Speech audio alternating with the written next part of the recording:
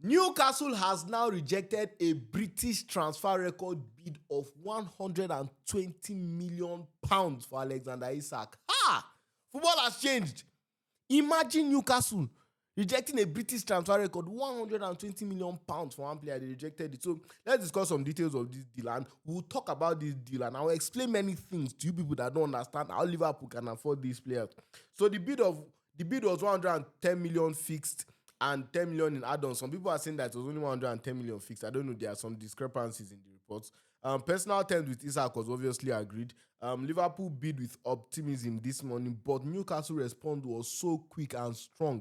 Another bid is not currently in the works. Like the way Newcastle just say, get out of here, get out, get out. How can you price my market? Apparently, Newcastle's valuation of him is around 150 million pounds, and Liverpool has said that they are not bidding blindly. Sorry, so they are not going to, even though they want this player at all means, it's not going to be at all means. They will still use their sense and bid. But Newcastle now is saying that you are pricing my Bugatti with the price of a Honda. Are you okay? Get out of my front. So that's what Newcastle has done to Liverpool. So the key now is how Isak responds. Newcastle hoping he reintegrates and are prepared to offer him a new contract, likely with the ability to leave next summer. So they will obviously give him maybe 300k pounds a week, and also a release clause. That's a reduced release clause. Maybe the release clause will be around 80 million pounds, so that it's easier for him to leave. And should Isak double down and continue to push for a move, and Newcastle find striker replacements, Liverpool could revisit their stance, but only if Newcastle contact them to offer encouragement. Liverpool won't bid again unless Newcastle indicates they will discuss a sale. So now, the report is clearly saying that Liverpool will only bid if Newcastle is ready to release the player. It's very simple. It's not like you are toasting girl. It's only if the girl is interested in you that you should continue. But some of you, your coconut head, she has told you no 2-3 times. You still be going. But Liverpool, we are wise men. We understand how it goes. So some more details that I want to discuss with you guys. So now another report came out later that Liverpool is now willing to pay Newcastle up to 80 million pounds up front, with 50 million pounds next year, 10 million pounds in add-on, preparing new total bid of 140 million pounds. But more appealing structure. Second bid could be with Newcastle as early as today. Now, Alexander Isak is expected to make a formal transfer request if no breakthrough. Newcastle not impressed with first bid. Today's reports give breathing space. Second bid expected to be made public when the door opens to LFC. Talks continue. It is still reiterating what I said, that Liverpool is only going to bid if Newcastle actually tells them, we are ready to do business. We are ready to work with you. So the possibility and chance of us seeing Alexander Isak in this Liverpool home kit, Newcastle fans, you remember that kit? You can also get the Newcastle new kit from the Adicastakes store by clicking on link in my bio or in the description, or simply searching adicastakes.store. I just bit my tongue. Send me a message us on WhatsApp with this phone number above. Delivery is worldwide. You can get every single jersey there. Although the Liverpool new kit, that's absolutely beautiful kit. In fact, let's quickly talk about the Liverpool kit. Liverpool has just released the most beautiful, the best kit of this summer transfer. This is by far the most beautiful kit. That red kit, even the away kit is very beautiful, but that red kit, oh my God. See, Liverpool belongs with Adidas. None of that Nike nonsense. I think we signed a 10-year contract with Adidas. This is just football heritage. It looks like when we're watching Torres, watching Gerrard, Kenny Dalglish, Ian Rush, all our legends, all played in that Adidas. And we are back to heritage. Like everything in football now in Liverpool is just looking right. Everything looks right. Look how Mo Salah looks. Look how Vets looks. And we have many Adidas athletes, from Mo Salah to Florian Wirtz, two of the biggest players in the world, play for Liverpool. So it was, God, what an announcement video. Seeing it pained me that Gerrard was not in the announcement video as well, honestly. But that kit is just an absolute banger. For me, by far the best kit released so far. It's not because it's my club. I've really disliked all the Nike kits in recent times. Nike does rubbish for us and gives us. But I've always said that Adidas is the best. With their Arsenal kits, their Madrid kits, they actually take their time, I think. But yeah, let's go back to Alexander Isak and how we'll be seeing seeing him in the Liverpool kit. I'm not panicking because from the very start, Fabrizio said something. Liverpool will not bid for Alexander Isak unless they think it's a possibility. Obviously, things have gone on at the back. I just think all the thing they are doing now is soap opera. It's drama. Because I strongly believe Alexander Isak is coming to Merseyside. I strongly believe you play in Merseyside red. I'm so sure of it. And although if it doesn't happen, it's not the end of the world for Liverpool. We still have Ugo Ekitike, who is a very, very promising talent. I know that we'll still sell that with Nunez, but I just know that it will happen. Because Nunez must leave. You must leave my club, Nunez. You cannot stay. If you saw the chance this guy missed in preseason, and some Liverpool fans were saying that we should keep this scoundrel in our club for one more season. He should be going. It's not an option. So back to Alexander Isak. Look, Isak has reiterated he wants Liverpool alone. So what Isak can do now is to put in that formal transfer request. Newcastle, I want to go. You are holding me under hostage. I'm under kidnap. I want to run. I want to run for my life. And I see many people saying, you see, people don't understand the finances of football. And I really want to enlighten you guys with the small knowledge I have. I've gone to do some research and watch some videos about it. This PSR and FFP, those are the two terms you hear when it comes to finances in football and what restricts your club from spending and stuff like that. Because you wonder, why has Newcastle not even gone to sign many of the big talents? They are the richest club in the world. They have the richest owners in the world, not the richest club. They have the richest owners. They have the most resources to spend, but they cannot spend it. Why? I'm sure many of you are confused. They are puzzled.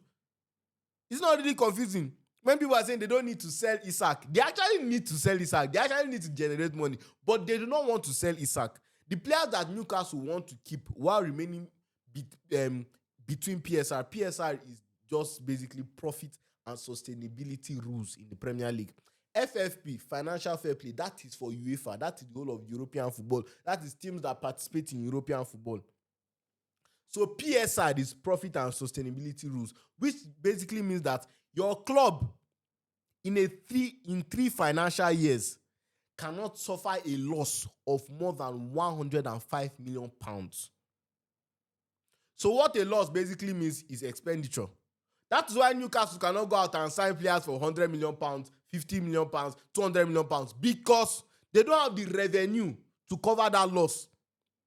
Clubs like Man City, who in a very interesting way have the highest revenue in the Premier League currently and second highest in the world, can spend that money. And they have richer owners. So it will take a longer time for Newcastle to catch up. Liverpool, Arsenal, Man United. This is why these big clubs can spend this money. Because these rules are in place. If these rules were not there, Newcastle will not have to even sell Isak or anybody, and they can be signing players anyhow. So that is why Newcastle need to sell players, to sign players. One of the main things that would have kept Alexander Isak in the club also would have been if they got their squad better. But their hands are tied. Newcastle is at the brink of breaking PSR. We saw Nottingham Forest collect fines and get point deductions. They broke PSR. We saw Everton collect fines and get point deductions. They broke PSR. Leicester City, they were also close to breaking PSR. That is why Chelsea is one of the best selling clubs, because Chelsea has found ways. You see, Chelsea give longer contracts because there's what we call amortization. So if Chelsea signs a player for 100 million, they will break it over 8 years, so that the report at every end of every financial year is less and less. Let's say £100 million, and you break it over 8 years. How much is that per year? I don't know why maths is leaving me now. Sorry, guys. 1 carry 2, 8 in 20 should be 2. That's around 12 million. I hope my maths is not wrong. So 12 million per year. It is not reported as 100 million. Then other things that come into play for PSR, they also consider your players' wages. That is expenditure as well. Players' wages, agent fees. You know, when you sign a player, you also pay agent fees. So these are all the things that contribute to PSR. The things that are not really considered as expenditure that, you know, the Premier League can look at and wave it away is when you spend money on improving the facilities. That is your stadium, expanding your stadium, your training facilities, investing maybe in your women's team, investing in your academy. The Premier League does not look at that as a problem. So the Premier League implemented these rules because many clubs in the past, like Portsmouth, they entered what we call what's the name, administration. That's basically your club packing up, your club going bankrupt, and their finances cannot, they cannot they cannot survive again. Hull City also suffered this. So people were running away from the business of football, and they were fearing that Premier League was fearing that these businessmen will take their business to other countries like the NBA and NFL that are both in North America. So they implemented this thing so that football clubs will stop packing up, because the managers, maybe the owners will invest too much, invest, and it doesn't work out. You can sign many players, and there's still a big chance that it's not work out. Like Liverpool, with all the money we have invested, if not that this PSR was in place, there's a possibility that all these signings can fail. And if it fails, your club can pack up. But with the implementation of PSR, that cannot happen now. Because inside that 105 million, I think you must not suffer. I think there's about 90 million pounds that your club must have locked up in case of any problem as savings.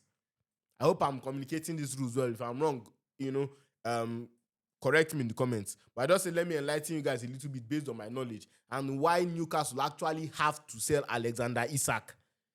Not have to, they don't have to sell, they don't want to sell him. Newcastle have been finding creative ways to stay within PSR and make signings while not touching Isak, Bruno Guimaraes, and Gordon. Those are the three players they want to keep at their club while still respecting PSR, but it has been a massive problem. So this signing of Isak or sale of Isak will actually do a lot for Newcastle, but they do not want to lose their talisman. They do not want to lose their main striker. You understand? They don't want to lose Gordon, their main winger. They don't want to lose Bruno Guimaraes, their captain and main midfielder. So these are the problems. If you go and check some signings and some sales some clubs are making, like Chelsea has been the most creative club when it comes to avoiding PSR. Chelsea will find every single loophole. I'm sure Chelsea accountants are some of the best paid professionals in the entire world, because they are the ones that don't do the magic for Chelsea. Chelsea will sell their academy talents, and when you sell an academy talent, it is counted as pure profit because they came from your academy and you sold them. So that is pure profit now. So all these people that are saying Newcastle are the richest owner, they don't need to sell Alexander Isak. They actually need the money. Go and learn the rules. Go and learn PSR. Go and learn about FFP. And the thing is that if you are obeying FFP, you definitely not have a problem with PSR. So all this PSR I've been hearing, I just hope I'll be able to break it down. PSR is just profit and sustainability rules. Profit. Your club must make profit, and they must show that their club is sustainable. That's basically what it is. You're not just allowed to pump money into the club. No, you must spend money that you make. You have to make that money, either from player sales, TV rights, when you go to competition and stuff like that. That's why Liverpool has so much money to spend. Liverpool, even after all this money they have spent, they will not still be in the top 5 of the money spent from the big 6 in the Premier League. Because over the last few transfer windows, Liverpool has not been in that spending mood. They have not been there at all. What takes the most of Liverpool's money is player wages. And even with that, we are still second in the Premier League to Manchester City. Now, Liverpool, in the last season, won the Premier League. The prize money in the Premier League is about £180 million. Liverpool made it to this round of 16 of the Champions League. That's about £100 million. They won the group stage in the Champions League. There's prize money for that. They qualified for the Champions League of next season. You get over £100 million for that. When it comes to revenue, TV rights and everything, it is projected that Liverpool is going to be number 1 in England, or the only person they can be second to is Manchester City. I still don't know how Manchester City is always on top of this revenue chart. But with all those increases and everything, Liverpool is still well within PSR. And when you are within PSR, you are within FFP. You can never have problem with FFP if you are good with PSR. So all the people calling on PSR, ASR, APC, PDP, all the parties they are calling on, they can't do anything. Because Liverpool is fully legal. Liverpool is a club that was taken over by John Henry in the 11-12 season or so. And in his time at the club, that is FSG, in their time at the club, Fairway Sports Group, we have less expenditure than Tottenham. And I think Everton too. Like, we are not even close. It is this season that will really take us higher. So just understand that the money is there. We haven't been spending it. And obviously, from player sales, we have sold Konsa. We have sold Trent because we still got a £10 million fee. It looks like we're selling Tyler Martins for £50 million. We have sold what's his name? Carvalho and some other players. We have generated almost £150 million. That goes in cancelling PSR problems. So understand the profit and sustainability thing. That is why Chelsea can still find a way with all the money they spend to survive and survive and survive. It's only when you overspend and you don't make anything that you have problem with the Premier League.